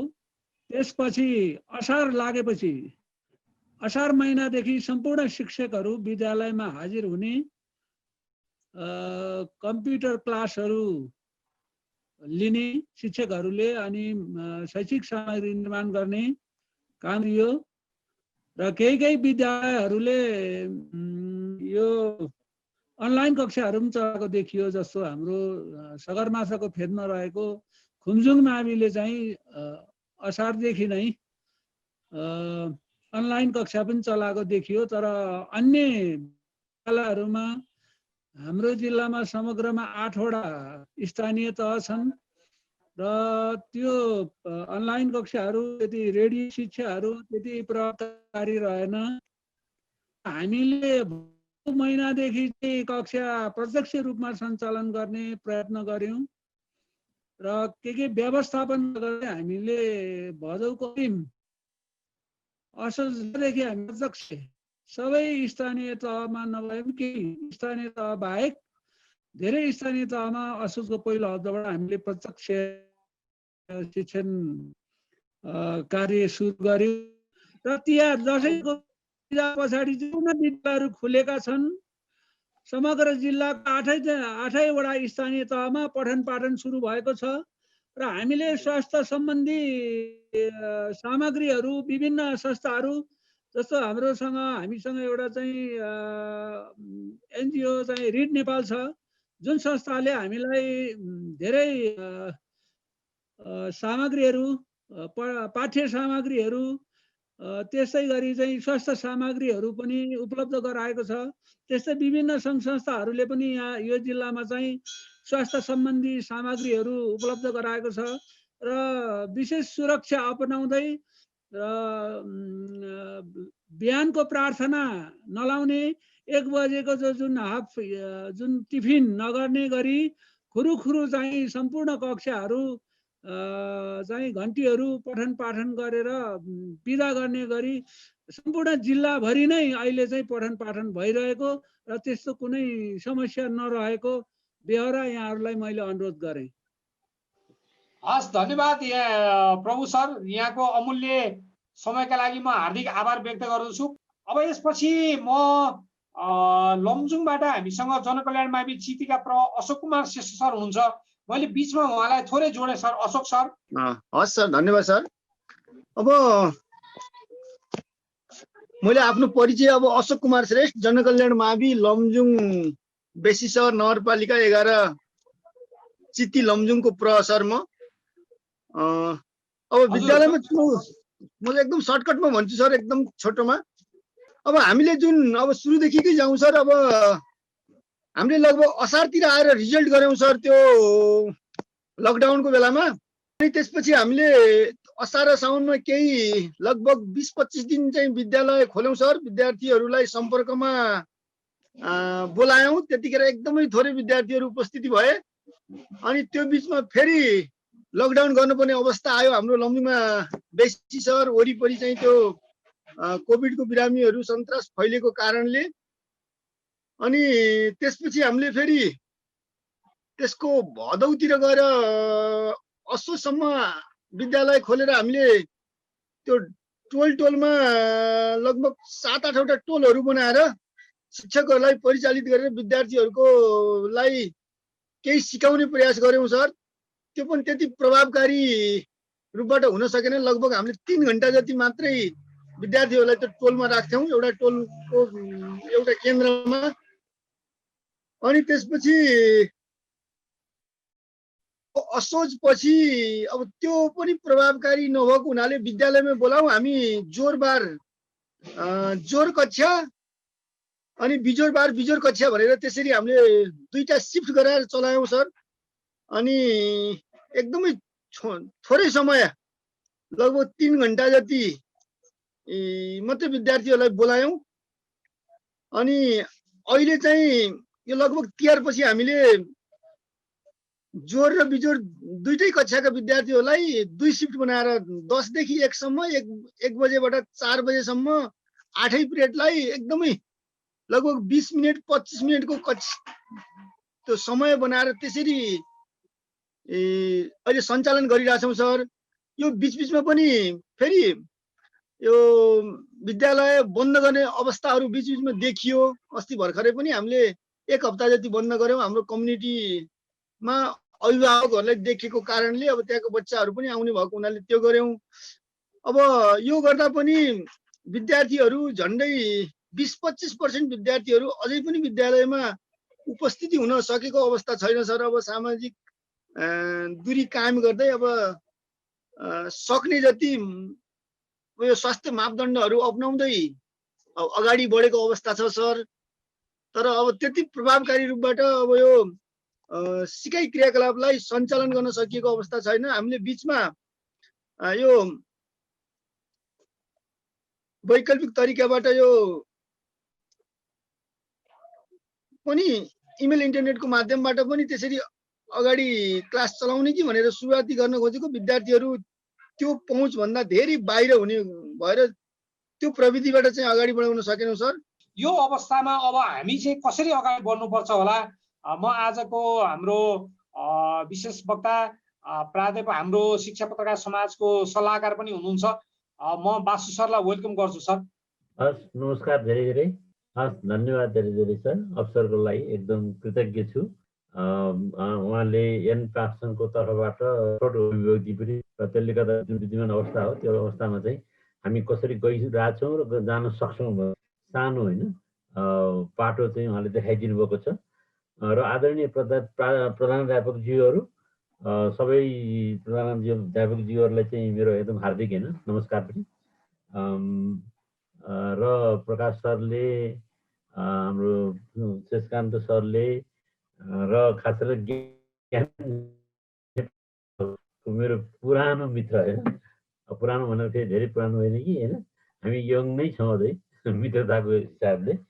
उहाँहरूको जो सक्रियता रह्यो त्यो सक्रियतामा चाहिँ अहिले नेपालले नै भोगिराखेको जुन समस्या छ त्यो समस्यालाई चाहिँ हामीले कसरी सम्बोधन गर्ने त होइन भन्ने बारेमा प्रहरीहरूको असाध्यै राम्रो होइन आफ्नो भोगाई यहाँ प्रस्तुत भएको मैले पाएँ। मैले चाहिँ 3-4वटा कुराहरू यहाँ सन्निवेदन गर्न खोजेको। एउटा कुरा चाहिँ के छ भने अहिले हाम्रो पहिल्यैदेखि नै अलिकति सङ्घीय सरकारको सोच चाहिँ के भइदियो भने सुरुदेखि नै स्थानीय सरकारलाई यो काममा संलग्न गराउने र स्थानीय सरकारलाई चाहिँ जिम्मेवार बनाउने होइन भन्ने सोच अलि पलाएन होइन। र त्यो नपलाइदिएको कारणले गर्दाखेरि अब जति हाम्रो सिकाइ सहजीकरण होस् अथवा चाहिँ विद्यालयको होइन जुन ढाँचा होस् अहिले भर्खरै आएको होइन, यी सबै कुराहरू चाहिँ अलिक पछि पनि आए होइन। र अलि पछि आए र अरू देशले हामीलाई जुन दिएको पाठ थियो त्यो पाठलाई हामीले समयमै अलि सिक्न नसकेको होइन भन्ने अनुभूति पनि भइरहेको सन्दर्भ हो। र अहिले सरस्वती हेर्दा के देखिन्छ भने सङ्घीय सरकारले, अब हामी केन्द्रीय सरकार पनि भन्छौँ, सङ्घीय सरकारले अब स्थानीय सरकारलाई मूलत जिम्मेवार बनाएर जुन किसिमको अहिले जिम्मेवारी होइन सुम्पिएको छ र त्यो जिम्मेवारीसँगै स्रोत पनि सुम्पिनु पर्ने होइन भन्ने मेरो चाहिँ सोच हो। स्रोत अलिकति सुम्पिएको छैन होइन, जिम्मेवारी सुम्पियो होइन र जिम्मेवारीलाई चाहिँ साँच्चै नै कामयाबी बनाउनको लागि स्रोतहरू पनि सँगसँगै आउनु पर्थ्यो र यी स्रोतहरू पुगेको छैन। स्थानीय सरकारले के भनिरहेको छ भने होइन ठिक छ यो जिम्मेवारी हामीले लिने होइन, किनभने अब हामी माध्यमिक स्तरसम्मको शिक्षा त अब हाम्रो जिम्मेवारी नै हो, दायित्वकै कुरा हो। तर अहिलेको यो सङ्कटापन्न स्थितिमा अतिरिक्त भार हामीसँग परेको कारणले गर्दाखेरि सङ्घीय सरकारले यो स्रोतहरूको उपलब्धता सहज बनाइदिनु पर्थ्यो भन्ने उहाँहरूको माग छ एकातिर। र हिजो मात्रै एकजना प्रहरसँग यस्तै हजुर जस्तै बेला पनि उहाँको भनाइ चाहिँ के थियो भने सरकारलाई कस्तो बनाउने र विद्यालयलाई बढी भनौँ न क्रियाशील बनाउने र विद्यालय तदनुसार स्रोतयुक्त भन्ने कुरामा फेरि स्थानीय सरकार अथवा सङ्घीय सरकारको त्यो अनुसारको सोच भएको देखिएन। यसले गर्दाखेरि यो नीतिगत कुराहरू मैले यहाँहरूलाई निवेदन गरेको होइन। र नीतिगत रूपमा हेर्दाखेरि हामी बढी क्रियाशील हुनुपर्ने, अतिरिक्त भार पनि हामीले होइन वहन गर्नुपर्ने, तर त्यो स्रोतयुक्त होइन सुविधा अथवा हामी सुविधामा बस्न सक्ने होइन अवस्था चाहिँ नभएको होइन। एउटा चाहिँ रियालिटी यो हजुरहरूको अब प्रस्तुतिमा कहीँ चाहिँ झल्कियो, देखेँ होइन देखियो। तर धेरैजसो सर म्याडमहरू देखिएन, सरहरूले त्यो कुरालाई अलिकति होइन हाइलाइट गरिदिनु भएको भएदेखि अनि यहाँसँग अपेक्षा गरेको स्थानीय सरकारले जुन भूमिका थियो त्यो भूमिकालाई कसरी सम्बोधन गर्न सकिन्छ त भन्ने कुरा, त्यो इस्यु पनि, त्यो मुद्दा पनि असाध्यै महँगो मुद्दा हो अहिलेको भनौँ सन्दर्भमा। त्यसले गर्दाखेरि स्रोत र अब यहाँ समस्या के छ भने स्रोत र ज्ञान बढी अहिलेसम्मको अवस्थामा चाहिँ सङ्घीय सरकारसँगै छ। र स्रोत र ज्ञानको बाँडफाँड र त्यो स्रोत र ज्ञानलाई हाम्रो विद्यालय तहसम्म पुर्याउनको लागि जुन किसिमको सहजीकरणको प्रक्रिया होइन जति सुरुमा हुनु पर्यो त्यो भएन। तर ढिलो भए तापनि सरकारले जुन दिएको कदम छ त्यो कदमलाई चाहिँ हामीले स्तुत्य नै मान्नुपर्ने हुन्छ। तर अब अहिलेको अवस्थामा हजुरहरूले जुन अवस्थामा विद्यालयलाई चाहिँ खुला गरिराख्नु भएको छ नि, त्यो खुला गरिरहेको अवस्थामा चाहिँ 3-4वटा मुद्दाहरू चाहिँ मैले नोट गरेँ हजुरहरूको प्रस्तुतिबाट। एउटा चाहिँ अझै पनि हामीहरू प्रविधि मैत्री हुन सकिरहेका छैनौँ। प्रविधिको जुन भय छ नि त्यो हामीसँग छँदैछ र प्रविधिको भयलाई चाहिँ प्रविधि मैत्री बनाउनको लागि त्यो टेक्नोलोजीको जुन फेयर हो त्यसलाई सेयर गर्नको लागि हाम्रो विद्यालयभित्र अझै पनि हामीले अनुकूल वातावरण बनाउन सकिरहेका छैनौँ। हुन त योभन्दा अगाडिको प्रस्तुतिहरूमा शिक्षक महासङ्घले के भनेको थियो भने हामीले लगभग 1 लाख जति शिक्षक साथीहरूलाई यो प्रविधिको जुन जानकारी हो, परिचय हो त्यो चाहिँ हामीले दिइसकेका छौँ भनेर भन्नुभएको थियो। अब यो कुरा प्रविधिको भित्राइ जस्तो अहिले अनलाइन अफलाइन होइन कुराहरू गर्नुभयो र धेरैजसो साथीहरूको प्रस्तुतिबाट के देखियो भने अनलाइन जुन हाम्रो टिचिङ थियो, मेथड थियो, त्यो अनलाइन टिचिङ मेथड अझै पनि धेरैजसो विद्यार्थीहरूसँग पुग्न नसकिरहेको अवस्था छ। जस्तो उदाहरणको लागि चाहिँ अब सङ्घीय सरकारको मन्त्रीजीले के भन्नुभएको थियो भने अब सबै विद्यार्थीहरूलाई चाहिँ सिम कार्ड चाहिँ फ्री गर्ने भनेर भन्नुभएको थियो। त्यसको अवस्था के छ, कहाँ पुगिसक्यो एउटा अवस्था छ। र सिम कार्ड प्रयोग गर्नुको लागि सबै विद्यार्थीहरूसँग स्मार्टफोन हुनु जरुरी हुन्छ। स्मार्टफोन नभइकन चाहिँ सिम कार्डको प्रयोग हुँदैन। हामीसँग बारकोड भएका अब यही भनौँ न ल्यान्डलाइनहरू भएका फोनहरू होलान्, ती फोनहरूले सिम कार्ड प्रयोग गर्न सक्दैनन्। त्यसैले गर्दाखेरि अब बारकोड अथवा बार फोन होइन र ल्यान्डलाइनहरू भएको खण्डमा हामीले त्यो अनलाइन सिस्टमलाई चाहिँ कसरी प्रभावकारी बनाउँछौँ होला, सिम कार्ड हामीलाई फ्री मिले तापनि होइन भन्ने एउटा अहम सवाल छ। यो चाहिँ हजुरहरू सबैले हो हाम्रो सब विद्यालयहरूले सोच्नुपर्ने कुरा हो। र दोस्रो कुरा के छ भने हामीसँग जुन ज्ञान र स्रोत थियो सङ्घीय सरकारमा त्यो ज्ञान र स्रोतको चाहिँ एकदमै बेलैमा उपयोग चाहिँ हुन नसकेको अवस्था होइन। त्यसले गर्दाखेरि चाहिँ हाम्रो स्थानीय स्तरमा जुन किसिमको एउटा नलेज सेन्टर अथवा रिसर्च सेन्टर अथवा इन्फर्मेसन सेन्टर यो समयमा हुनु पर्थ्यो, त्यो हुन नसकेको अवस्था। यो नलेज इन्फर्मेसन र रिसर्च सेन्टर भन्ने बित्तिकै के हो भने चाहिँ यो क्राइसिस सम्बन्धी नलेज, यो अहिले एउटा क्राइसिस आयो, योभन्दा अगाडि केही वर्ष अगाडि भूकम्पको क्राइसिस आयो, बाढी पहिरोको क्राइसिस, यो सबै क्राइसिसहरू आइरहेकै छन्। तर त्यो क्राइसिसलाई, सङ्कटापन्न स्थितिलाई कसरी सम्बोधन गर्ने भन्ने बारेको तयारी हाम्रो कहिल्यै पनि गतिलो भएन र अहिले पनि यो तयारीलाई यसले हामीलाई सिकाउनु पर्दै र अझै पनि हामीले चाहिँ अझै इट्स नेभर लेट होइन, अझै पनि ढिलो भएको छैन।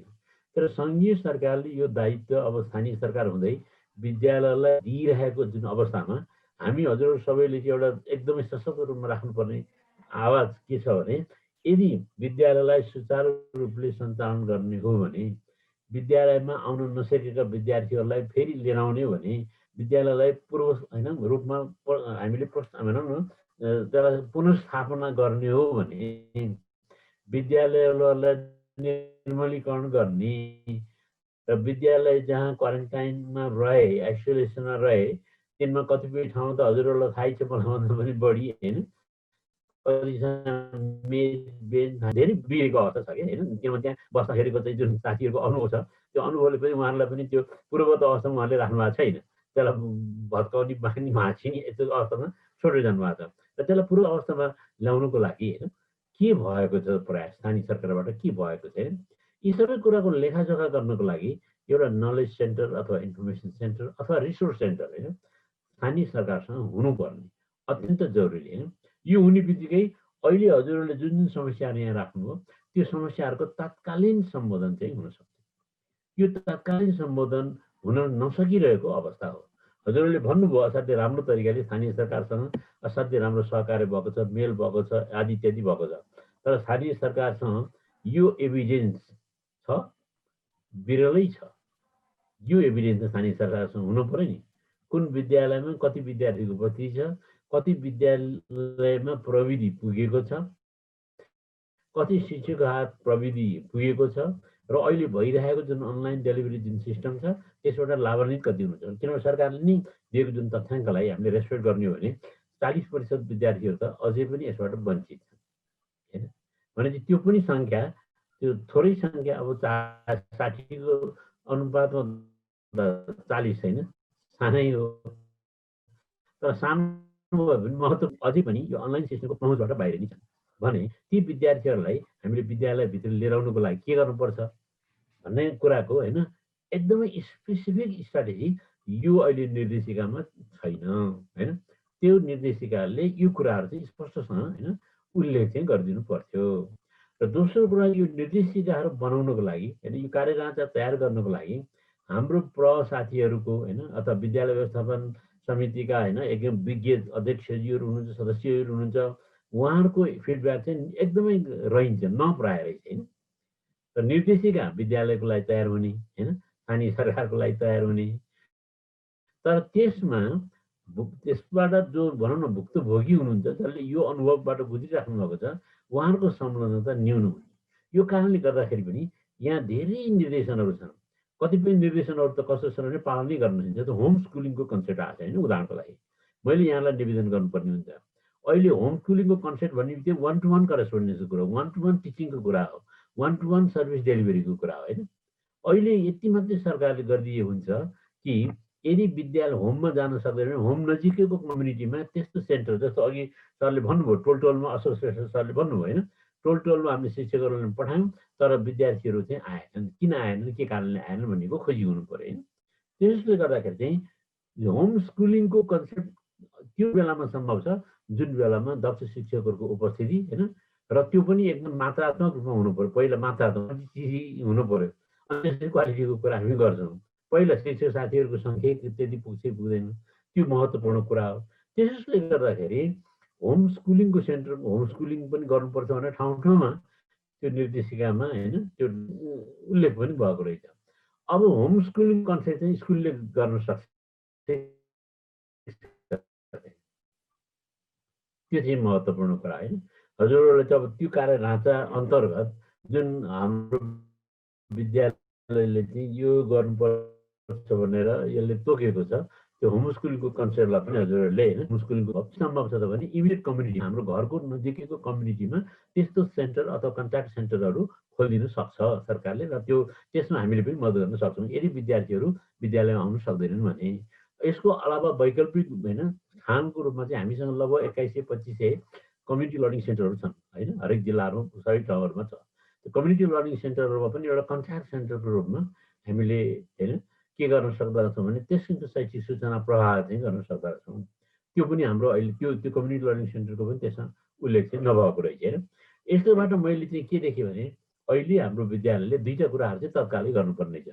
एउटा हामीलाई चाहिँ यो क्राइसिस म्यानेजमेन्ट कसरी गर्ने भन्ने एउटा सानो ब्रिफ कन्टिन्जेन्सी प्लान भन्छु होइन तदर्थ भैँपुरी आउने भनौँ न भैँपुरी आउने अवस्थामा चाहिँ यो प्लान चाहिँ हामीलाई अति चाहियो अति आवश्यक भयो।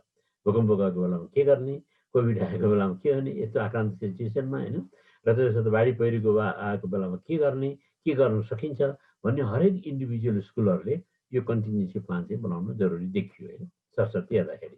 र धेरै स्कुलहरूले चाहिँ कोही अहिलेको धेरै खास गरी चाहिँ म भन्छु मेगा स्कुलहरू होइन अब अहिले संस्थागत विद्यालयकै कुरा गर्नु पर्यो अनलाइन पद्धति बढी संस्थागत होइन विद्यालयले पहिला सुरु गर्नुभयो फेरि त्यसको मान्यता भएन फेरि त्यसको मान्यता भयो होइन आदि इत्यादि कुराहरू पनि छन् त्यो सँगसँगै। त्यसले गर्दाखेरि संस्थागत विद्यालयले यसमा अलिकति अग्रणी भूमिका खेलेको नै हो होइन अनलाइन सिस्टम अथवा अनलाइन डेलिभरी गर्नुपर्छ भन्ने। त्यसले गर्दाखेरि एउटा अहिले हजुरहरूले आफ्नो रेगुलर एनुअल इन्स्ट्रक्सनल प्लान जे छ त्यो बनाउँदै आउनुभएको छ त्यो द्याट्स फाइन होइन। र अर्को चाहिँ के भने हजुरहरूले इन द मिन टाइम के पनि गर्नु पर्यो भने त्यो कन्टिन्जेन्सी प्लान पनि हजुरहरूले निर्माण गरिदिनु पर्यो। अर्थात् होइन भइपरि आउने सङ्कटापन्न स्थितिमा सङ्कटलाई कसरी सम्बोधन गर्ने भन्ने खालको योजना पनि चाहियो। अब सरकार स्थानीय सरकार फेरि प्रान्तीय अनि त्यस पछाडि चाहिँ होइन सङ्घीय हुँदै जाँदाखेरि यसको भरमा बसेर कहिले आउला भन्ने बित्तिकै फेरि अहिले जुन स्थिति हाम्रो छ त्यो स्थिति चाहिँ फेरि पुनरावृत्ति हुन सक्दछ। त्यसले गर्दाखेरि हजुरहरूको प्रस्तुतिबाट मैले यो कुरा देखेँ एउटा हाम्रो एनुअल रेगुलर जुन सिस्टम छ होइन जुन प्लान छ हजुरले बनाउँदै आउनुभएको द्याट्स फाइन होइन त्यो चाहिँ स्तुत्य छ। र अर्को चाहिँ यो कन्टिन्जेन्सी प्लान जसलाई हामीले क्राइसिस प्लान भन्छौँ अथवा क्राइसिस म्यानेजमेन्ट प्लान भन्छौँ त्यो प्लान पनि सायद होइन जरुरी चाहिँ देखियो।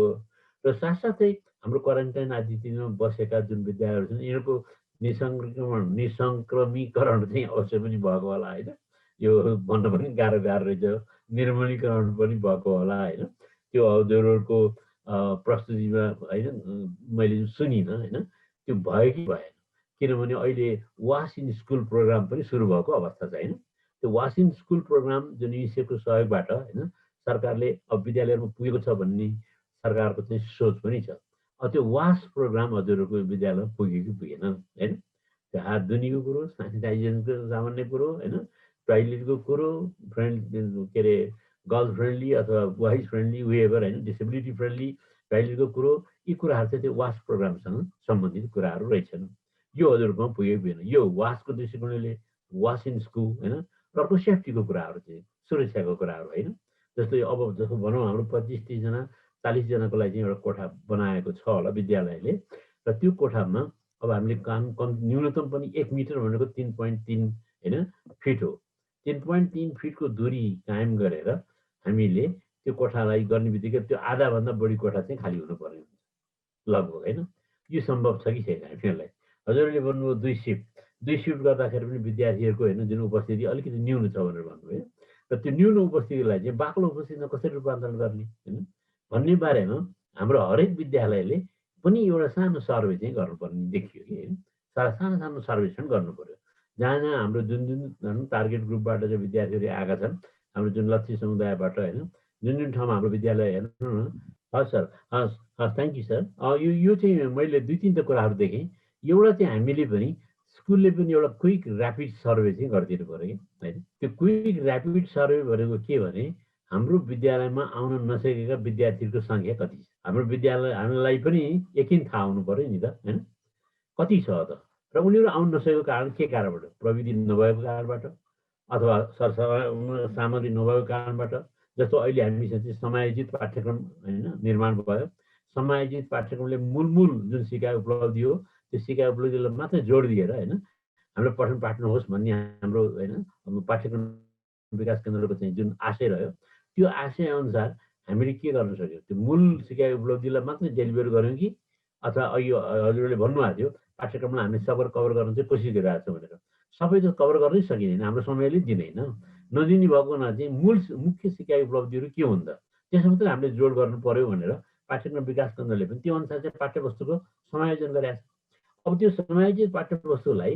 हजुरहरूले के गर्न सक्नुभयो त होइन किन विद्यार्थीकै उपस्थिति न्यून छ भने त त्यो समायोजित पाठ्यक्रम पनि पाठ्यवस्तुलाई पनि डेलिभर गर्नु गाह्रो भइरहेको हुन्छ त्यसरी एउटा त हजुरहरूले चाहिँ के गरिदिनु भने क्विक ऱ्यापिड सर्वे होइन गरिदिनु पर्यो त्यसले गर्दा हजुरहरू हरेक विद्यालयमा चाहिँ एउटा एभिडेन्स चाहिँ हुन्छ जसलाई हामीले इमेजभित्र पनि राख्छौँ नि त इमेज डेटा भनेर हरेक चिजमा फ्ल्यास रिपोर्टमा कता कता रिपोर्ट गर्ने पनि गरिरहेको छौँ नि त त्यो डेटा हजुरहरूसँग पनि हुनु पर्यो कि अब यो डेटा चाहिँ हामीले अहिलेसम्म गरेको कारण के थियो भने चाहिँ यो अनुदानको लागि अरू कामको लागि चाहिँ आवश्यक छ भनेर हामीले माथि केन्द्रमा पठाउने गरे हो हाम्रो विद्यालयमा यो व्यवस्थित रूपमा हुनु पर्यो र अहिले अनुपस्थित भएका विद्यार्थीहरू को हुन् अपाङ्गता भएका विद्यार्थीहरू हुन् कि गरिबीको मारमा परेका विद्यार्थीहरू कि दूरदराजका विद्यार्थीहरू हुन् कि होइन शैक्षिक सामग्री नभएका विद्यार्थीहरू हुन् कि फोन नभएका विद्यार्थीहरू हुन् कि कम्प्युटर नभएका विद्यार्थीहरू कि कुन खालका विद्यार्थीहरू हाम्रो पहुँचमा आएका छैनन् होइन यो कुराको जस्तो धेरै जसो आवासीय विद्यालयहरूमा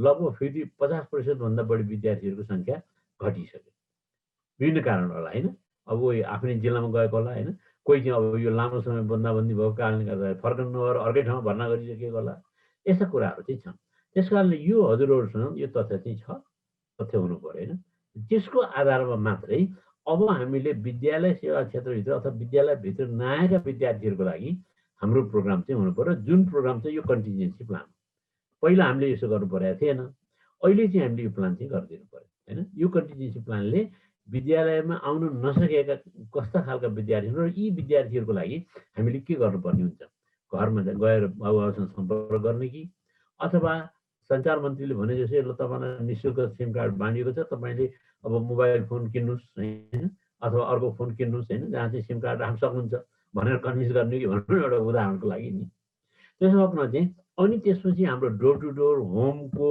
भिजिटको कुराहरू त्यसपछि मात्रै आउन सक्दछ होइन दोस्रो चाहिँ मैले भने र तेस्रो मैले के भनेको भने यो अनलाइन आउट अफलाइन होइन जुन सिस्टम छ नि त्यो सिस्टम अघि हजुरले भनेको एकदम मन छोयो किनभने अनलाइन सिस्टमले कहिले पनि अफलाइन सिस्टमलाई फेस टु फेस सिस्टमलाई रिप्लेस गर्न सक्दैन कहिले पनि सक्दैन नसक्ने कुरोमा चाहिँ हामीले सक्छ भनेर फेरि डेलिभर गर्नु पनि भएन त्यसरी एकअर्काका पूरक हुन् कि हामीले चाहिँ यो कोभिड आउनुभन्दा अगाडि पनि त हाम्रो प्रेजेन्टेसनहरूमा यस्तो किसिमको अनलाइन सिस्टमका अनलाइनमा उपलब्ध भएका इन्टरनेट सिस्टम उपलब्ध भएका सामग्रीहरू विद्यार्थीहरूलाई त भन्ने देखाउने गरेकै थियौँ नि त होइन तर त्यसलाई के गर्नु पऱ्यो नि एउटा हाम्रो शिक्षण प्रक्रियाको अभिन्न अङ्ग चाहिँ बनाइदिनु पऱ्यो त्यति मात्रै होइन अहिले चाहिँ अब यो दैनिकीमा हाम्रो मिसिन आयो अब यो जीवनकै एउटा अङ्ग बन्न पुग्यो हजुर होइन पहिला थिएन पहिला चाहिँ एउटा अप्सनल जस्तो थियो अब चाहिँ बाध्यात्मक रूपमा भए पनि हाम्रो दैनिकी हाम्रो शिक्षण कार्यको एउटा अभिन्न अङ्गमा रूपान्तरित भइसक्यो त्यसले गर्दाखेरि यसलाई हामीले होइन त्यो रूपमा पनि लानु पर्ने भयो अब यो चाहिँ हजुरहरूले क्विक सर्वे गर्दाखेरि देखिने कुराहरू होइन अब गरिबीको कारणबाट अथवा कमाइको कारणबाट घरमा काममा भाग लिनुपर्ने कारणबाट के कारणबाट विद्यार्थीहरू चाहिँ आएका छैनन् त भन्ने कुरा चाहिँ एउटा त मुख्य त डरै हो कोभिडको डर हो होइन तर हजुरहरूले भन्नुभयो नि हिमाली जिल्ला र हाम्रो जिल्लाहरूमा साथीहरूको यो चाहिँ हाम्रो समस्या कम छ समस्या कम छ भने विद्यार्थीको उपस्थिति त त्यहाँ पनि बढेको रहन्छ त होइन हामीले अपेक्षित रूपमा विद्यार्थीको उपस्थिति त्यहाँ पनि पाएको रहन्छौँ भनेपछि त्यहाँ उनीहरू नआउनुको कारण चाहिँ कोभिड मात्र नभएर अरू पनि कारण होला त्यसैले गर्दाखेरि विद्यालयसँग एउटा अत्यावधिक होइन यो तथ्य होइन अथवा यो एभिडेन्स चाहिँ रेकर्डेड रूपमा हुनु पर्यो र त्यो रेकर्ड भइसकेपछि हजुरहरूलाई स्वतः होइन त्यो रेकर्डले नै वे आउटहरू चाहिँ बताइदिन्छ होइन र अहिले मैले अन्तिमतिरमा आफ्नो आइसकेँ र यो अन्तिमतिर आउँदाखेरि चाहिँ मैले हजुरलाई भन्न खोजेको कुरा के हो भने चाहिँ अब जहिले रितु सरले पनि भन्नुभयो होइन सुर्खेतको सरले पनि भन्नुभयो है र उहाँले चाहिँ समूह गरेर होइन अथवा छोटो छोटो होइन सङ्ख्यात्मक रूपमा त्यो गर्ने बित्तिकै शिक्षकहरूको जुन कार्यभार वितरण कसरी गर्नुहुन्छ होइन किन शिक्षक त दुई ग्रुपमा गर्ने बित्तिकै दुईचोटि आउनु पर्यो है किन हामीसँग विषयगत रूपमा पनि शिक्षकको पर्याप्तता छैन त्यो पनि व्यवहारिक समस्या हाम्रोमा छ त्यस कारणले या त त्यो शिक्षकलाई चाहिँ अतिरिक्त पारिश्रमिक हजुरहरूले दिनु पर्यो होइन या उहाँको कार्यभार चाहिँ घटाइदिनु पर्यो होइन आखिर जुनसुकै गऱ्यो भने पनि विद्यालयलाई चाहिँ अतिरिक्त कार्यभार त अतिरिक्त आर्थिक भार त पर्यो र यो आर्थिक भारको समायोजन कसरी गर्ने भन्ने कुरामा हजुरहरूले स्थानीय सरकारसँग होइन वार्ता गर्नुपर्छ। ल यसरी ठिक छ, हामी यो चाहिँ गर्छौँ, 2 सिफ्टमा बढाउँछौँ होइन र 2 सिफ्टमा समायोजन अब ग्रुपै अब कक्षागत रूपमा पनि 1 5 6 8 होइन 9 12 गरेर गर्नुभयो भने पनि 3 पटक एउटै शिक्षकले सबै तहमा त नपाउनु भएको होला, तर मेरो विचारमा 6 देखि अनुवाद होइन माथि धेरै जसो शिक्षक साथीहरूको चाहिँ माध्यमिक अब उच्च माध्यमिक पहिला पुरानो र अब तलको माध्यमिक 2 ठाउँमा त उहाँहरूको पढाइ चाहिँ अवश्य पनि छ, धेरै ठाउँमा त्यो देखिन्छ शिक्षकको दरबन्दीको न्यूनता भएको कारणले गर्दा, खास गरेर सामुदायिक विद्यालयमा। त्यति मात्र नभएर हाम्रो संस्थागत विद्यालयहरूमा पनि त्यो समस्या देखिएको छ। त्यसैले गर्दाखेरि यो किसिमको समस्यालाई सम्बोधन गर्नको लागि हामीले पनि आफ्नो प्लान बनाउँ छोटकरीमा होइन र यो प्लान लिएर हजुरहरूले संयुक्त रूपमा स्थानीय सरकारसँग पहल गर्नु पर्यो, संवाद चाहिँ गर्नु पर्यो। किनभने यो सङ्कटापन्न स्थिति सधैँ त रहँदैन होइन, जबसम्म रहन्छ त्यो सङ्कटापन्न स्थितिलाई हामीले सम्बोधन गर्नको लागि हामीसँग पनि यस्तै किसिमको कन्टिन्जेन्सी प्लान चाहिँ हुनु पर्यो यो तात्कालीन अवस्थालाई चाहिँ सम्बोधन गर्नको लागि होइन। र अहिले मैले यति नै निवेदन गरेँ र सबै साथीहरूको होइन र हाम्रो चाहिँ एनपार्सनको साथीहरूले चाहिँ असाध्यै सकारात्मक कुराहरू गर्नुभयो। सबभन्दा ठुलो महत्त्वपूर्ण कुरा के रहेछ भने हजुरहरूको सकारात्मक सोच। यस्तो अवस्थामा पनि यो समस्यालाई यो स्थितिलाई चाहिँ सम्बोधन गर्नको लागि हजुरहरूको एउटा जुन धैर्यता होइन र जुन चाहिँ अनुभवले यहाँलाई चाहिँ एउटा राम्रो प्लेटफर्ममा उभ्याइरहेको छ नि र यो सङ्कटलाई चाहिँ हामी यसै समाधान गरिरहेका छौँ, हाम्रो प्रयास यो छ भन्नु त्यो चाहिँ ज्यादै स्तुत्य छ।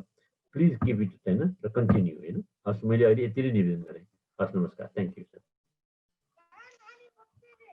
हस्, धन्यवाद वासु सर। खास गरी सरले छुटेका विद्यार्थीहरूलाई कसरी सहभागी गराउन सकिन्छ भन्ने हिसाबमा अलिकति विद्यालयले नै एउटा खालको सर्वे गर्नुपर्ने र अलिकति योजनामा लाग्नुपर्ने भन्ने सन्दर्भका कुराहरू जोड्नुभयो। किनभने धेरै विद्यालयहरू चले पनि यथार्थ चाहिँ के रहेछ भने विद्यार्थीहरू धेरै अझै कक्षा बाहिर चाहिँ धेरै विद्यार्थीहरू रहेछन्। धेरै विद्यार्थीहरू कक्षा बाहिर रहेको सरकारी तथ्याङ्कले पनि ती विद्यार्थीहरूलाई जोड्नुपर्ने एउटा आवश्यकता महसुस गराएको छ। म अमूल्य विचारका लागि म वासु सरलाई हार्दिक धन्यवाद ज्ञापन गर्न चाहन्छु। अब यसपछि सहभागीहरूको तर्फबाट 1-2 जना कसैको केही छोटो केही जिज्ञासा सुझाव छ भने छोटो केही म लिन चाहन्छु। नभए हाम्रो अब कार्यक्रमलाई हामी बिट मार्ने तयारीमा छौँ। यहाँहरू कसैको केही छोटो केही सुझाव छ, टिप्पणी? मेरो छोटो सुझाव सर। हजुर सर।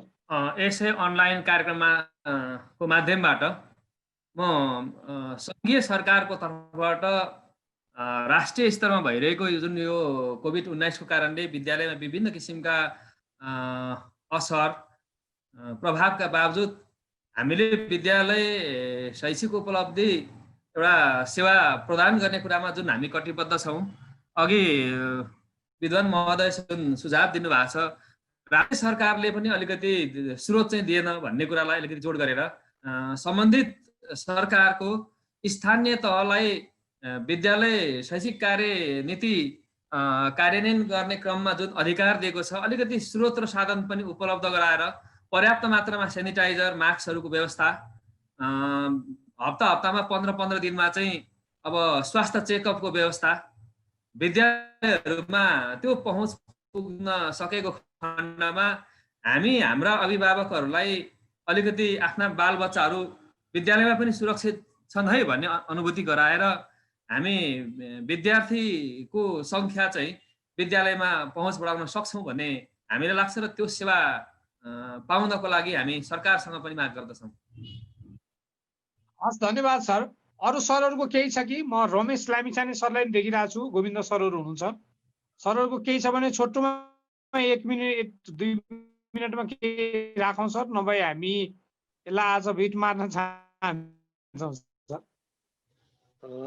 खासै छैन सर, धेरै राम्रो कुराहरू आए। अब हामीले झकझक्याउनु पर्ने देखियो भने हामी अनलाइनबाट ठुलो प्रभाविता भएको ढोल पिटी राखेका बेला नेपालका दूरदराजका स्कुलहरूको अनलाइनको अवस्था देखेपछि अब अनलाइन भन्दा हामीले चलाउनु पर्छ, कुनै वैकल्पिक उपाय भन्ने जोडेर कर्ष आओस् भन्ने कामना गरे सर। शेषकान्त सर धन्यवाद। हजुर सर। हजुर मैले टुङ्गाएँ सर। हजुर मैले एउटा कुरा चाहिँ यहाँ अलिकति थप्न खोजेँ। अघि प्राडा वासुदेव सरले पनि भन्नुभयो, त्यसै गरी अरू सरले पनि भन्नुभयो, यो सुविधा सम्पन्न काठमाडौँ राजधानी अथवा चाहिँ सहरी क्षेत्रमा समेत सुविधाविहीन यो हाम्रा अभिभावकहरू धेरै हुनुहुन्छ, सुविधाविहीन बालबालिकाहरू धेरै हुनुहुन्छ। अनलाइन कक्षा मार्फत अथवा चाहिँ त्यो विभिन्न चाहिँ अन्य यो माध्यमहरू चाहिँ खासै प्रभावकारी भएको मैले पनि पाएको छैन। मैले पनि चाहिँ यो अनलाइन कक्षा नै सञ्चालन गर्दाखेरि पनि विद्यार्थीहरू चाहिँ त्यति चाहिँ प्रत्यक्ष रूपमा जसरी सिक्न सक्छन् त्यो सिकेको मैले नभेटाएको हुनाले पनि यो नेपाल सरकारले कक्षा कोठाको सिकाइ सहजीकरणका लागि अघि सरले भने जस्तै सेनिटाइजर, त्यसपछि कतिपय विद्यार्थीहरूले मास्क समेत किन्न सकिरहेका हुँदैनन्, मास्क समेत चाहिँ विद्यालयलाई सहयोग गरिदिने, त्यसपछि ह्यान्ड वासिङ लगायत त्यसपछि यो खानेपानी शुद्धताको लागि पनि चाहिँ केही सहयोग गरिदिने चाहिँ कुराहरू गर्नुपर्ने थियो। तर त्यस्तो स्थानीय सरकारदेखि सङ्घीय सरकारसम्म कसैले चाहिँ खासै चासो दिएको मैले पाएको छैन। मैले पनि चाहिँ विभिन्न यो संस्थाहरूसँगै, सरकारहरूसँग, स्थानीय सरकारसँग, त्यसपछि प्रदेश सरकारसँग पनि त्यस बेलामा चाहिँ धेरै कुराहरू माग राखेँ। धेरै पटक चाहिँ हाम्रो व्यवस्थापन समितिको बैठककै निर्णयहरू पनि हामीले पठायौँ, तर कुनै पनि त्यो चाहिँ कार्यान्वयनमा आउन सकेनन्। हामीले जसो जेन तेन प्रकारले चाहिँ अब चलाइरहेका छौँ, एकदमै रिस्कमा हाम्रो ज्यानलाई नै हत्केलामा राखेर चलाएको हो त्यो। अब यस्तो घडीमा चलाउनु पर्दाखेरि पनि हामीलाई चाहिँ मानसिक रूपले धेरै नै पीडा मैले चाहिँ आफूले भोगेको छु। कतिपय हाम्रा शिक्षक साथीहरू पनि त्यसबाट चाहिँ यो कोभिड-19 चाहिँ प्रभावबाट चाहिँ मुक्त हुन सक्नु भएन। उहाँहरूको पनि त्यसमा चाहिँ रोष मैले प्रकट भइरहेको पाउँछु। र मनोवैज्ञानिक रूपले अनि सामाजिक रूपले त्यसपछि विद्यालयको व्यवस्थापनका रूपले पनि म चाहिँ एकदमै यसमा चाहिँ समस्याग्रस्त भएको पाएको छु। यसमा चाहिँ धन्यवाद सर, धन्यवाद सर। अरू सरहरूको छोटो केही एक छ भने म अब एकैजनालाई मात्रै जोड्छु सर, नभए हामी यसलाई समाप्त गर्छौँ। हस्, धन्यवाद यहाँहरू सबैलाई। अब यसपछि आजको कार्यक्रमलाई बिट मार्दै आफ्नो छोटो विचार समेत राखिदिनु हुनका लागि म शिक्षा पत्रकार समाजका अध्यक्ष प्रकाश सिलवालजीलाई अनुरोध गर्छु। प्रकाशजी। धन्यवाद शेषकान्त पण्डितज्यू, शिक्षा पत्रकार समाजका महासचिव, सबै आदरणीय सरहरू, आज म्याडमहरू अलिक कम देखियो र आजको छलफलमा विशेषतः प्राध्यापक डाक्टर वासुदेव काफ्ले सरको प्रस्तुति मुख्य रह्यो भने अन्य प्रधानाध्यापकहरू, हेड सरहरूको अनुभव आदान प्रदानले हामी सञ्चारकर्मीहरूलाई पनि, शिक्षामा कलम चलाउने पत्रकारहरूलाई पनि अझ मार्ग देखाएको छ कि हामीले रिपोर्टिङ वा सम्पादन गरिँदाखेरि ध्यान दिनुपर्ने पक्षहरू, किनभने हामी पनि कुनै एउटा विषयलाई जेनरलाइज गर्छौँ, त्यही नै ठहर जस्तो गर्न खोज्छौँ। त्यस कारणले त्यो मात्रै पर्याप्त हुँदैन। हरेक बहस, छलफलहरू, अन्तर्क्रियाहरू, रिसर्चहरू हाम्रा लागि कामयाबी हुन्छन् भन्ने हामी ठान्छौँ र त्यसैको नयाँ श्रृङ्खलामा आज हामी यसमा जोडियौँ र यहाँहरूको यो अनुभव आदान प्रदान केही मौलिकता र केही समस्यायुक्त, केही स्थानीय तहमै, विद्यालय तहमै भएका पहलहरूले भरिएका छन्। म यी सबै अनुभवका प्रति आयोजकको तर्फबाट आभार व्यक्त गर्दछु। र वासुदेव सरले भन्नुभयो जस्तै स्थानीय तहमा केन्द्र सरकारले ज्ञान, सूचना र स्रोतको पर्याप्त हस्तान्तरण गर्न सक्ने हो भने विद्यालयहरू, शिक्षकहरू अभाव र त्रासमा गुज्रने स्थिति कम हुँदै जान्थ्यो भन्ने चाहिँ स्वाभाविक रूपमा लाग्यो। उहाँको त्यो सुझाव, काफ्ले सरको सुझाव चाहिँ हामीले यसलाई मिडियाबाट पनि थप लानुपर्ने देखियो। र गत हप्ता हामीले स्थानीय तहको भूमिका, विद्यालय पुनःसञ्चालनमा स्थानीय तहको भूमिका भनेर गरेका थियौँ। त्यसमा बुटोल उपमहानगरका प्रमुख शिवराज सुवेदीज्यूले राख्नुभएका कतिपय कुराहरू पनि ती कुराहरूले चाहिँ स्थानीय तहले चाहँदाखेरि चाहिँ केही गर्न सक्छ भन्ने चाहिँ देखिन्छ। हुन त त्यहाँ अलिकति केही सुविधा स्थानीय तहमा त्यो तहमा सुविधा भएर पनि हुनसक्छ। अब त्यो प्रदेशको अहिलेको राजधानीको ठाउँ अथवा चाहिँ नि अर्थमन्त्रीको क्षेत्र विविध कारणले त्यहाँ चाहिँ नि स्थानीय तह सक्रिय हुने अथवा स्रोत साधन हुने स्थिति भएर पनि होला। उहाँको अनुसार चाहिँ हामी नै सबै सक्छौँ, स्थानीय तहले नै हामीले हाम्रा विद्यालयलाई उहाँ स्वयंले कक्षा 12को परीक्षाको व्यवस्थापनको अवलोकन पनि गर्दाखेरि अनुभवले अब हामी प्रत्यक्ष विद्यालय समूह विभाजन वा आलो पालो गरेर विद्यालय कक्षालाई सञ्चालन गर्ने निधमा पुगेका छौँ, हामी सक्छौँ भनेर उहाँले स्थानीय तहको एकजना प्रमुखले केन्द्र सरकारसँग कुनै माग गर्नु भएन, कुनै अपेक्षा गर्नु भएन। भनेपछि एकातिर स्थानीय तहलाई केन्द्र सरकारले ज्ञान सूचना र शोध केन्द्र पनि हस्तान्तरण गर्नुपर्ने छँदैछ आम रूपमा। तर कतिपय स्थानीय तह यस्ता छन् जो सक्षम, जागरुक र अनुकूल वातावरण छन्। त्यसकारण त्यस्ता स्थानीय तहलाई चाहिँ हाम्रो विद्यालयहरूले समातिहाल्नु पर्यो, उहाँबाट लिनुपर्ने कुरा चाहिँ लिइहाल्नु पर्यो भन्ने पनि देखिन्छ। र उहाँले बुटोलको अवरमा के भन्दै हुनुहुन्थ्यो भने जुन ठाउँमा विद्यार्थी बस्छ एउटा समूहमा त्यो ठाउँमा प्राय त्यही विद्यार्थी बस्ने र एउटा विद्यार्थी बसेर अर्को समूहको विद्यार्थी आउँदाखेरि त्यहाँ चाहिँ सेनिटाइज गर्ने, जोखिम कम हुन सक्ने आधारहरू चाहिँ त्यो उहाँले बताउँदै हुनुहुन्थ्यो। र वडा अध्यक्षको संयोजकत्वमा भेला गरेर विद्यालय सञ्चालनको लागि जिम्मेवारी बाँडफाँड र सहयोग आदान प्रदानको प्रबन्ध गरिएको छ भन्नुभयो।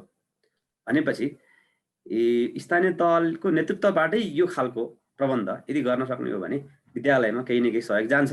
किन विद्यालय यो पुनर्संरचना अहिले सञ्चालन गर्ने अहिलेको सङ्कटापन्न अवस्थामा शिक्षकको मात्रै दायित्व भनेर त हामी उम्किन मिल्दैन।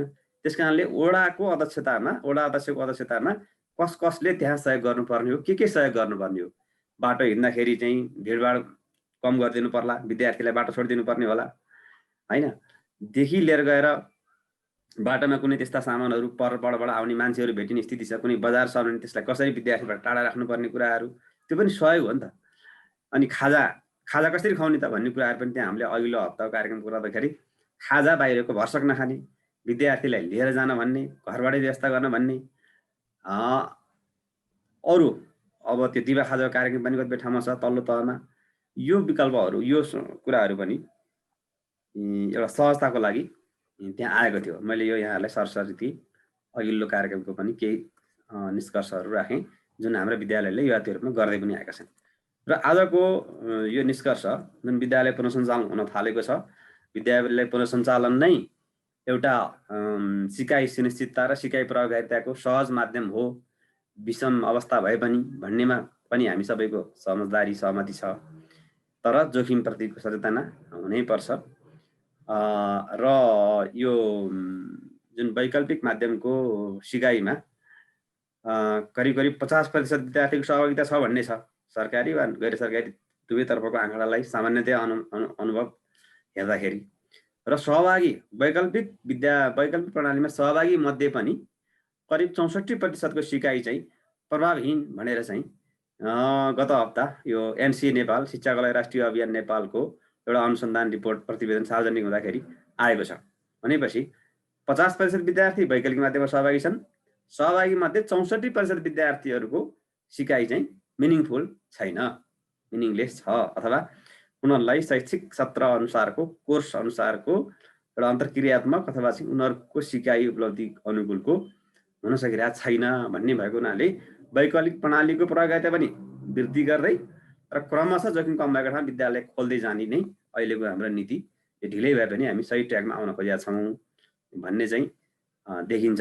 र अर्को यहाँ केही सरहरूले भन्नुभयो प्रत्यक्ष रूपमा पनि सहभागी नभएका विद्यार्थीहरूलाई के गर्ने भन्ने कुरामा काफ्ले सरले चाहिँ म्यापिङ गर्नको लागि र त्यसको कारण पहिचान गरेर स्थानीय तहमा हारुगार गर्नको लागि भनिसक्नु भएको छ। त्यो महत्त्वपूर्ण सुझाव हो।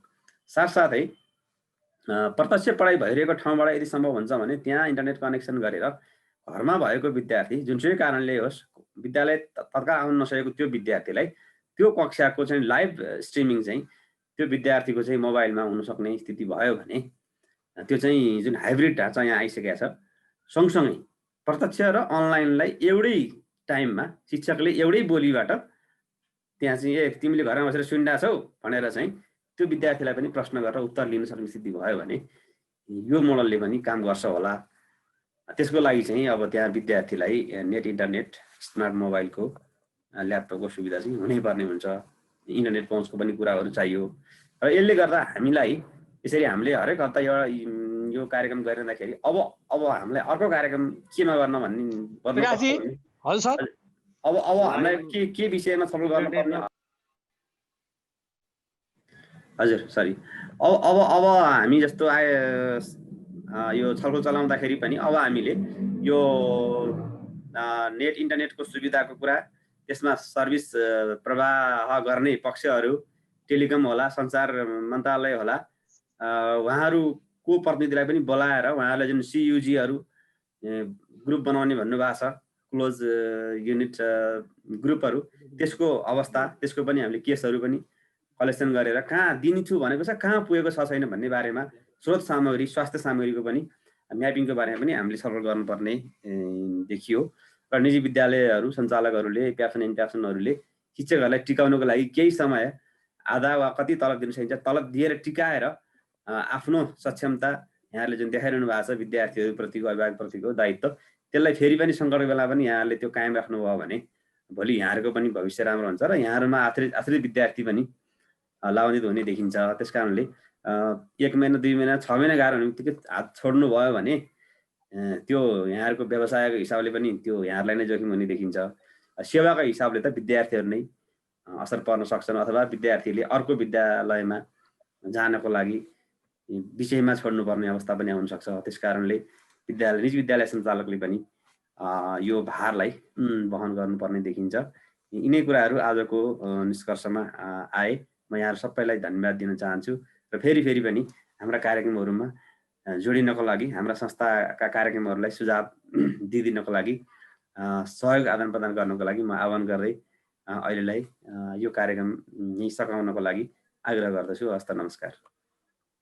हस् नमस्कार नमस्कार नमस्कार। ल हस् नमस्कार, धन्यवाद धेरै है सर। आशु सर धेरै धन्यवाद सर। सरहरू सबैलाई धन्यवाद सर।